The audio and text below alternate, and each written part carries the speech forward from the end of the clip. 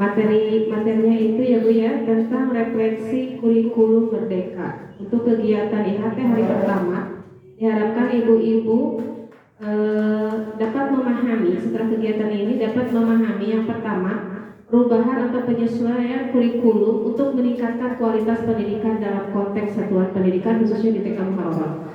Tujuan yang pertama, memahami alasan pentingnya kurikulum diadaptasi di satuan pendidikan masing-masing. Yang ketiga, memahami struktur kurikulum merdeka dan rencana pembelajaran yang lebih detail.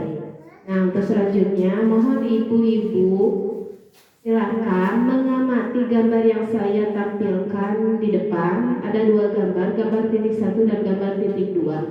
Apa perbedaan dari kedua gambar tersebut?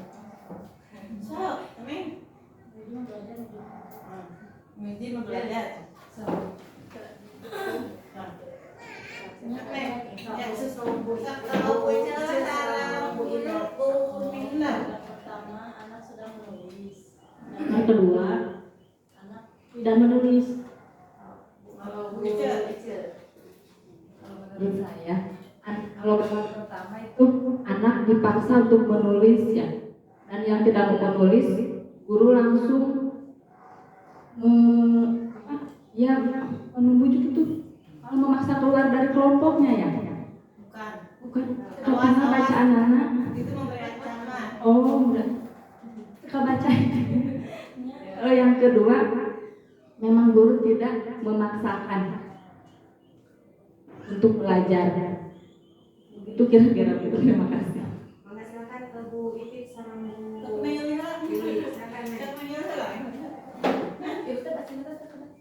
Menurut saya, kalau dilihat dari gambar, menjauh dari jendela, kamu tidak ingin menjadi anak yang tertinggalkan. Jadi kalau di sini pembelajaran berpusat kepada guru. Jadi anak-anak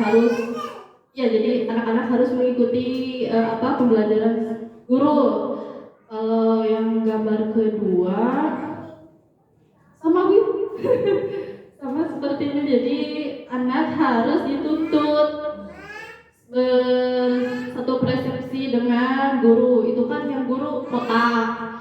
Kalau anak-anak udah ada yang kotak, ada yang bulat. Jadi harus disamakan persepsi dengan guru. Seperti itu mungkin Bu. Terima kasih.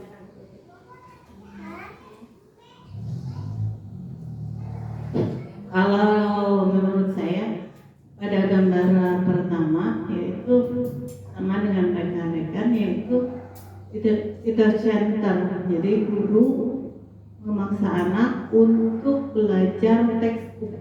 Jadi konsentrasinya kepada guru, tidak memenuhi minat bakat anak. Yang kedua juga sama. Jadi guru itu memaksa untuk anak-anak itu dipaksa untuk dibentuk seperti yang guru inginkan. Mungkin itu dari saya.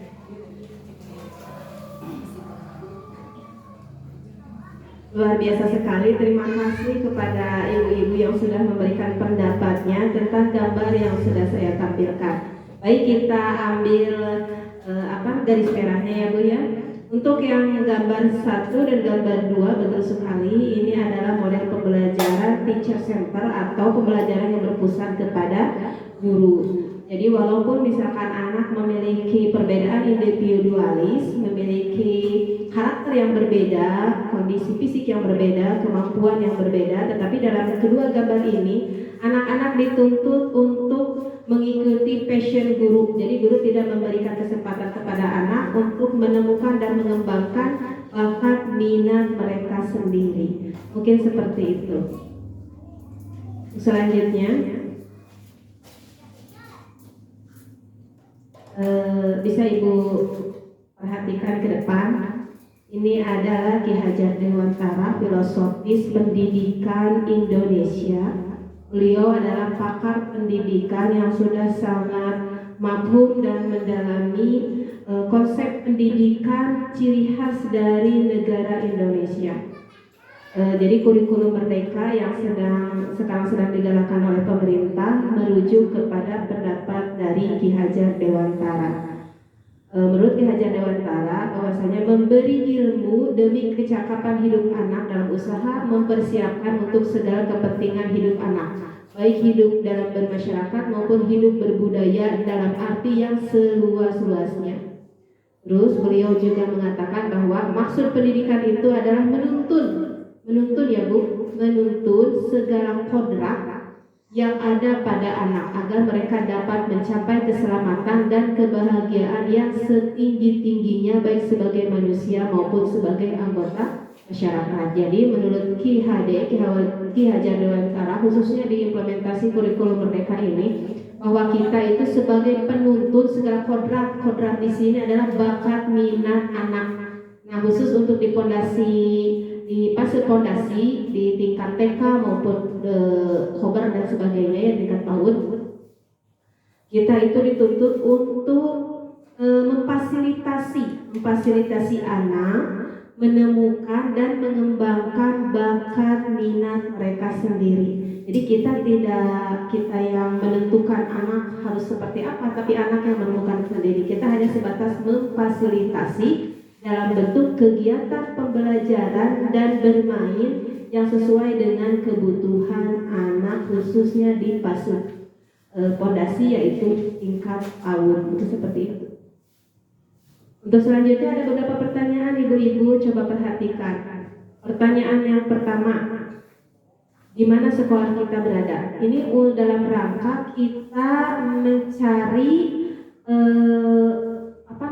mencari potensi-potensi di sekolah masing-masing, di lembaga masing-masing. Mencari potensi, mencari ciri khas, mencari kelemahan, kelebihan yang bisa dijadikan sumber belajar atau panduan kita dalam menyusun pembelajaran. Di mana sekolah kita berada? Nah, sekolah kita itu berada di mana? Apa di tepi pantai? Apakah di tengah perkebunan? Apakah di tengah perkotaan?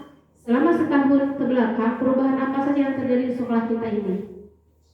Terus yang selanjutnya, apakah ada bangunan yang berdiri di sini, atau apakah ada hal-hal yang mengubah kehidupan guru dan murid di sekolah kita? Silakan, ada yang mau berpendapat ibu-ibu? Ini dalam rangka menelaah kondisi fisik dan kondisi lingkungan di sekitar sekolah kita, dalam rangka kita untuk mencari ciri khas ataupun kelemahan, kelebihan, potensi yang dapat dijadikan sebagai sumber pembelajaran dan dalam rangka merancang pembelajaran kita di TK atau di PAUD.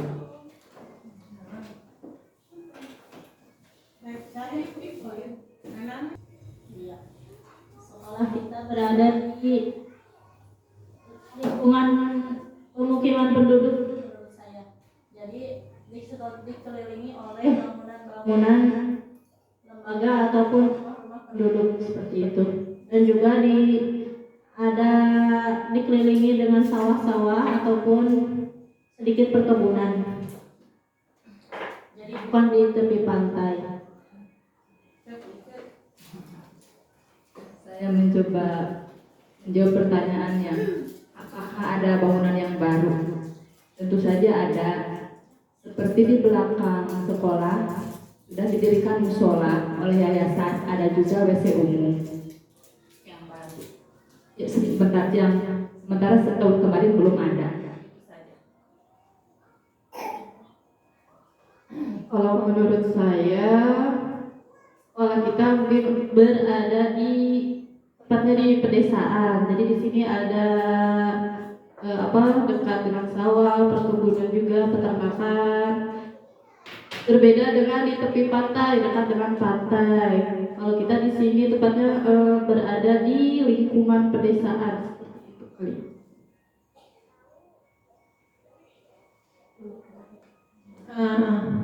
Pendapat saya tadi karena sudah letak geografis sudah dikemukakan.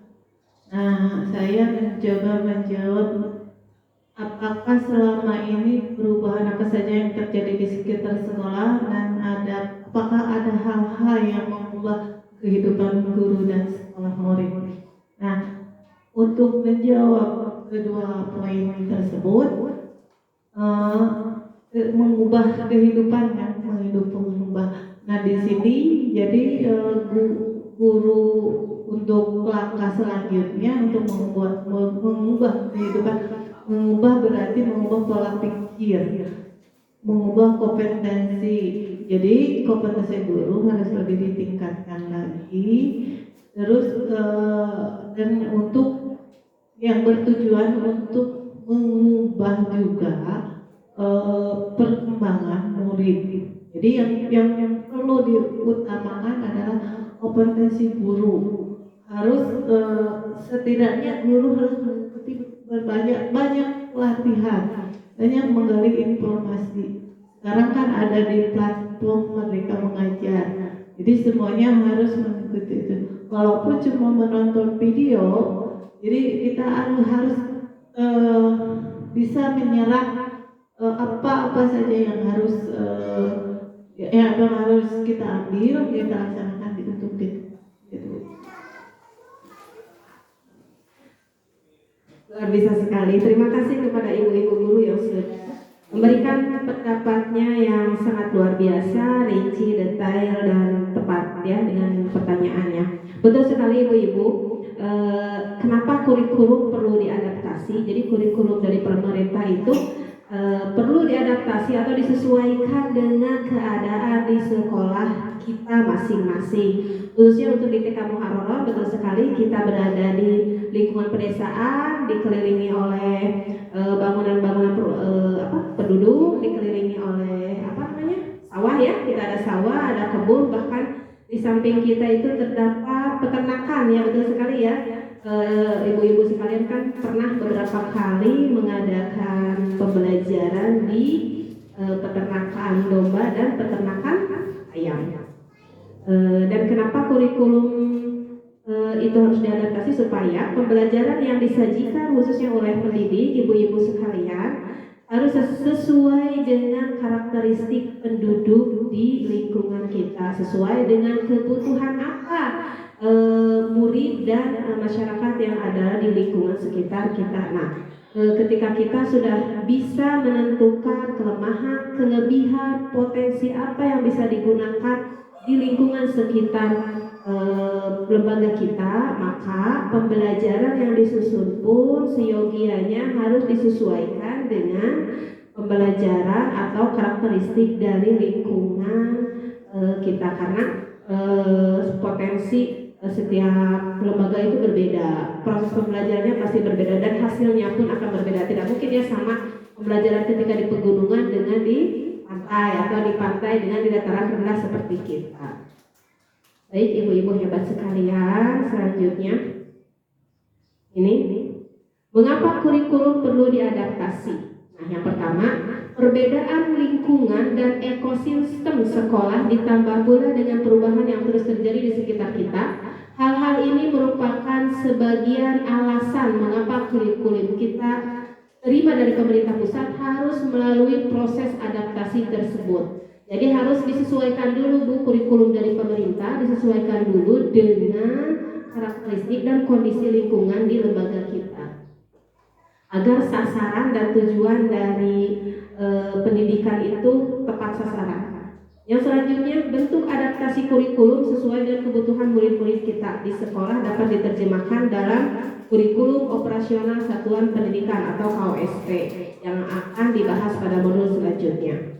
Yang selanjutnya, KOSP adalah dokumen hidup yang dapat sewaktu-waktu disesuaikan dengan kebutuhan murid sesuai proses refleksi yang dilakukan oleh seluruh pemangku kepentingan. Jadi kurikulum operasional satuan pendidikan yang sudah kita rancang atau yang akan kita rancang nanti sewaktu-waktu bisa diubah Bu, bisa disesuaikan dengan kebutuhan murid selama proses refleksi oleh seluruh pemangku kepentingan, baik kepala sekolah, komite sekolah, yayasan, pengawas, terutama oleh guru-guru di lembaga kita, dan perwakilan dari orang tua bisa mengikuti kegiatan penyusunan KOSP ini. Ada 3 karakter utama kurikulum Merdeka. Yang pertama penyederhanaan konten. Jadi kalau yang sekarang Bu, kontennya materinya lebih sederhana, fokus pada materi esensial. Jadi materi yang lebih urgent gitu. Terus yang kedua pembelajaran berbasis proyek yang kolaboratif, aplikatif, yang dimuat dalam 5P. Nah 5P itu apa Bu? Proyek, penguatan, profil pelajar Pancasila. Terus yang ketiga karakteristik dari KOSP ini, rumusan capaian pembelajaran dan pengaturan jam pelajaran memberikan fleksibel untuk merancang kurikulum operasional dan memberikan pembelajaran sesuai dengan tingkat kemampuan peserta didik. Nah ibu-ibu hebat sekalian, kalau untuk komite pembelajaran, guru yang sudah mengikuti kegiatan PKP kemarin mungkin sudah tidak asing lagi ya dengan istilah pelajar Pancasila. Nah mungkin untuk guru-guru yang belum berkesempatan mengikuti kegiatan PKP, ini ada 6 dimensi ya Bu, 6 dimensi pelajar yang Pancasila. Yang pertama apa Bu? Beriman bertakwa kepada Tuhan Yang Maha Esa. Yang kedua? Berkebinekaan global. Yang ketiga? Gotong royong. 4, Kreatif. 5, Kritis. 6. Mandiri. Jadi ada berapa Bu? Ada 6 dimensi pelajar Pancasila yang harus kita tuntun, yang harus kita fasilitasi peserta didik supaya 6 aspek ini dapat berkembang. Baik, untuk selanjutnya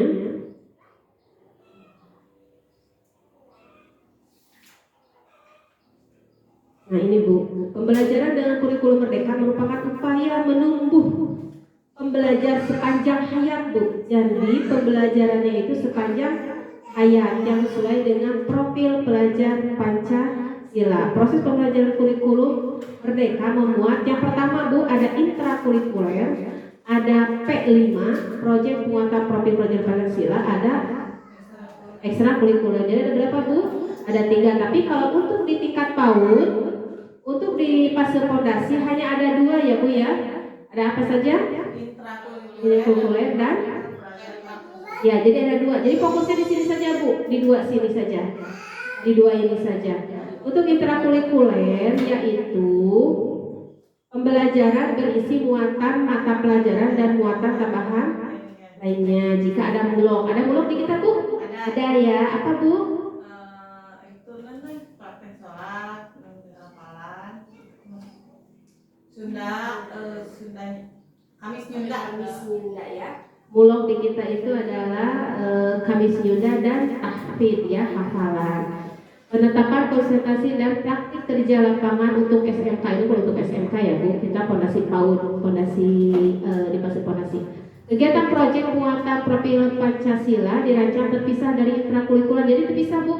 Kalau intrakurikuler itu mata pelajaran sehari-hari. Kalau misalkan di kurikulum sebelumnya itu ada 6 aspek perkembangan ya. Bahasa, kognitif, bahasa, sosial emosional, seni, motorik kasar, motorik halus. Ada 6 perkembangan ya. Nah kalau itu masuknya intrakurikuler itu Bu. Nah, artinya saja ada tambahan, nah itu P5 atau proyek penguatan profil Pancasila yang temanya sudah ditentukan oleh pemerintah, kita tinggal memilih saja. Ini ya Bu, kegiatan proyek penguatan profil Pancasila dirancang terpisah Bu dari intrakurikuler. Jadi khusus ada lagi perancangan pembelajarannya untuk menguatkan upaya pencapaian kompetensi dan karakter sesuai dengan profil pelajar Pancasila melalui tema dan pengolahan proyek berdasarkan dimensi dan fase secara umum. Tema proyek penguatan profil Pancasila adalah yang pertama, gaya hidup berkelanjutan. Yang kedua, kearifan lokal. Yang ketiga, Bhinneka Tunggal Ika. Yang keempat, bangunlah jiwa raganya. Yang kelima, suara demokrasi. Yang keenam, ya, yang ketujuh, kewirausahaan. Tapi untuk ini untuk di tingkat SMK. Nah, kalau untuk tingkat PAUD Ibu tolong perhatikan, kalau untuk tingkat PAUD itu ada 4 ya. Yang pertama, aku sayang bumi. Kedua, yang ketiga, 4. Nah, dari keempat tema ini pilih satu untuk di semester pilih satu lagi untuk di semester 2. Jadi kegiatan proyeknya itu hanya 2 kali dalam 1 tahun. Nah, kalau untuk ekstrakurikuler, kalau misalkan kita mau mengadakan bisa, tapi kita titik fokus saja ke kegiatan yang 2 ini. Kalau ekstrakurikuler itu kegiatan ekstrakurikuler sebagai wadah untuk mengembangkan potensi bakat minat, kemampuan kepribadian, kerjasama, dan kemandirian peserta didik secara optimal. Baik, kita lanjut ya Ibu-Ibu.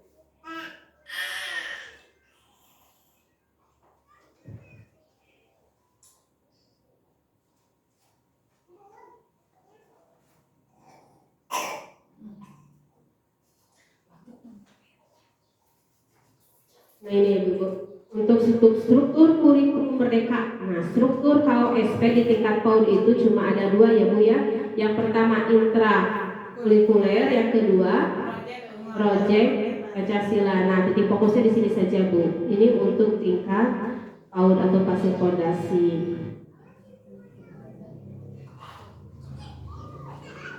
Dan project penguatan Pancasila.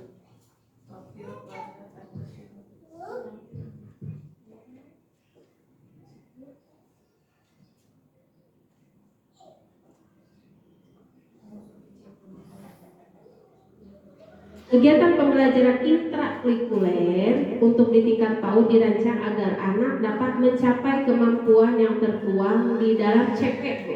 Nanti kita akan belajar ya apa itu CP nanti di pertemuan selanjutnya. Fase fondasi. Intisari kegiatan pembelajaran intrakurikuler adalah bermain bermakna, Bu. Bermain bermakna sebagai perwujudan dari merdeka belajar dan merdeka bermain. Kegiatan yang dipilih harus memberikan pengalaman yang menyenangkan. Jadi harus menyenangkan Bu, menyenangkan bagi anak dan bermakna bagi anak. Kegiatan perlu didukung oleh penggunaan sumber-sumber belajar yang nyata. Jadi real Bu, kalau untuk anak-anak khususnya tingkat PAUD pembelajaran itu harus nyata, real. Kalau misalkan kita mau belajar tentang lingkaran harus kita bawa benda-benda konkret yang real, bentuknya itu lingkaran. Betul sekali, tidak hanya teori. Jadi anak terhindar dari verbalisme, tahu nama tidak tahu benda, apalagi tidak tahu fungsinya. Terus sumber-sumber yang tidak tersedia secara nyata dapat dihadirkan dengan dukungan teknologi dan buku baca anak. Nah, dukungan teknologi salah satunya ini Bu, penggunaan infokus atau penggunaan video, gambar, itu maksudnya teknologi ya, dan buku baca anak. Proyek penguatan profil Pancasila ditujukan untuk memperkuat upaya pencapaian profil pelajar Pancasila yang mengacu pada standar kompetensi kelulusan, standar tingkat pencapaian perkembangan anak untuk PAUD. Jadi STPPA-nya masih dapat digunakan ya Bu, STPPA di Permen 146 dan 137. Penguatan profil pelajar Pancasila di PAUD dilakukan dalam konteks perayaan tradisional. Nah, kalau untuk profil pelajar Pancasilanya Bu yang dilakukan 1 tahun 2 kali itu, dalam konteks contohnya itu dapat dilakukan dalam perayaan tradisional lokal.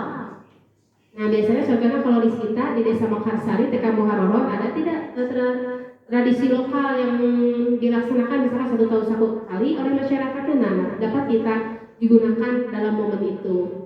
Hari Besar Nasional. Nah, sekarang yang dekat ya kegiatan 17 Agustusan. HUT RI bisa kita melakukan proyek di momen tersebut dan internasional dan momen internasional bisa kita laksanakan. Laksanakan proyek penguatan profil pelajar Pancasila menggunakan alokasi waktu kegiatan di PAUD. Proyek penguatan profil Pancasila dilakukan 1-2 kali dalam 1 tahun ajaran dengan tema yang berbeda ya Bu. Kalau semester 1 temanya apa, semester 2 temanya apa. Alokasi waktu di PAUD usia 4-6 tahun sebaiknya tidak kurang dari 900 menit Bu. 900 menit per minggu. 900 menit per minggu. Alokasi waktu di PAUD untuk usia 3-4 ini untuk tingkat kober ke bawah ya, sebaiknya tidak kurang dari 360 menit per minggu ya. boleh kurang, kalau lebih boleh, kalau kurang tidak boleh. Nah kalau untuk tingkat PAUD juga kalau 900 ke bawah tidak boleh, kalau 900 ke atas tidak boleh. Coba 900 Bu Ipit, 900 menit per minggu, 1 jamnya itu 30 menit, berarti 1 hari berapa jam? 900 menit dibagi dulu 30 menit. Bagi 30. Ya.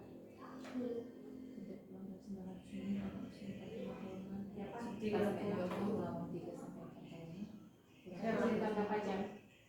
Ayo, Neng. 900 menit dibagi 5 hari 180. So, 180 dibagi 3. Bagi 3. Berarti berapa jam? Bagi 3. Bagi 60 30 menit. 30 menit, maaf. 180 bagi 30 menit. 6 jam. 6 jam. 3 jam, Neng. Oke. Kan sama sajamna teh 30 menit. Ini. Sekarang berarti berapa jam? 6 jam. Berarti 6 jam. Kalau 6 jam, kalau kita mulai jam 7, Jam 7 jadi selesai jam berapa? Jam 11. jam 11. Nah, ini untuk kurikulum merdeka. Bisa dipahami sampai situ Ibu-ibu?